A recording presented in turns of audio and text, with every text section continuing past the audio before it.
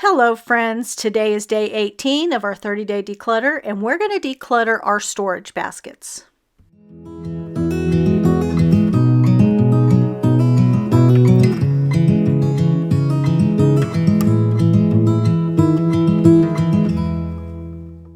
Do you have baskets that you like to store things in? I have 2 or 3 around my house. This one right here goes on my side of the couch. I have an identical one that's over on Michael's side of the couch. This one I like to keep my day timer in. I will keep any reading materials in there. I like to keep a pad of paper in there, pens, markers, so that I can, do markers and things like that in my day timer. I had my blood pressure cuff in there.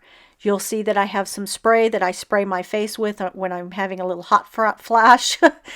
You know what I mean. If you get those, you know what I mean. Anyways, those the spray I like to spray on my face and it kind of cools me down.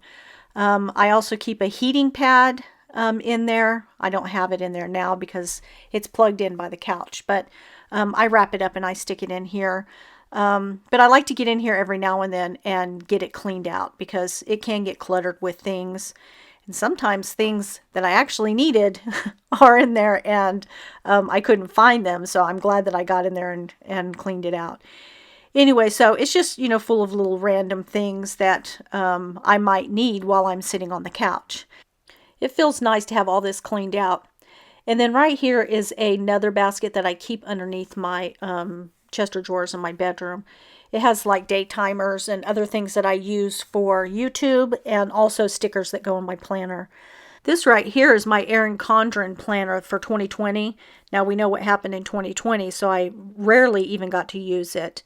Now I'm using Kimmy Hughes's planner. She's in her apron planner and I really like it. I'm not using the big one. I use the smaller one. I can't remember what it's called, but I really like it.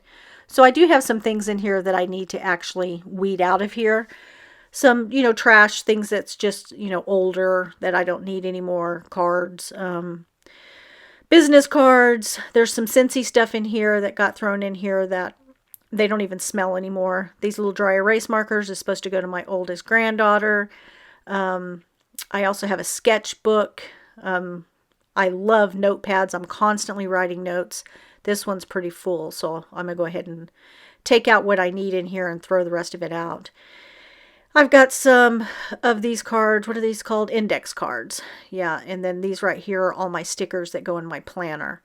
So I'm going to go ahead and get out everything that I don't need in this container, in the basket, not this container, but in the basket. And then I'm going to just put it right back underneath there because I like to have a place that I can keep all of my things, like for YouTube or for my planners or, just different areas that hold all the things that pertain just to those things. And I like to have them in a basket because that way I can just pick up the basket and take it to wherever I need it and wherever I'm working.